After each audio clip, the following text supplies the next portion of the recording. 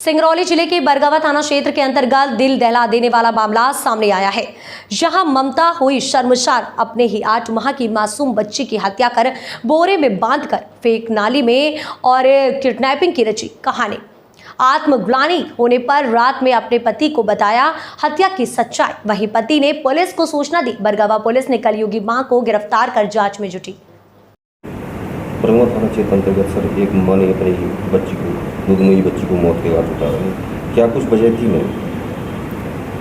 एक बड़ी ही हृदय विदारक और मन को विचलित करने वाली घटना रात में मुझे थाना प्रभारी द्वारा बताई गई कि बरगवा थाने के एक गांव में एक दूध पीने वाली बच्ची, मतलब बिल्कुल 8 महीने की इन्फेंट जिसको हम बोलते हैं, वो अचानक गायब हो गई घर से। पति कहीं और गया था और पत्नी जो है कपड़ा धोने चली गई और जब आकर के देखी बाहर से कुंडी लगा के गई थी और बच्ची गायब मिली।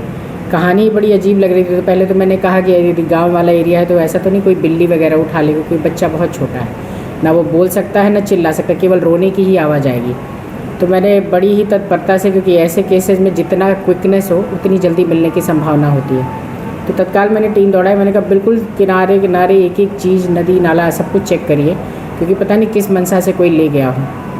थोड़ी जो है शक्ति दिखाई अपने टीम ने और बिल्कुल सघनता से लगे जब चेक करने, तो माँ ही पता चला, बड़ा ही आश्चर्यचकित सत्य सामने आया कि माँ ने ही अपनी बच्ची को बोरी में डाल के और नाले जिसमें पानी था उसमें उसने डाल दिया।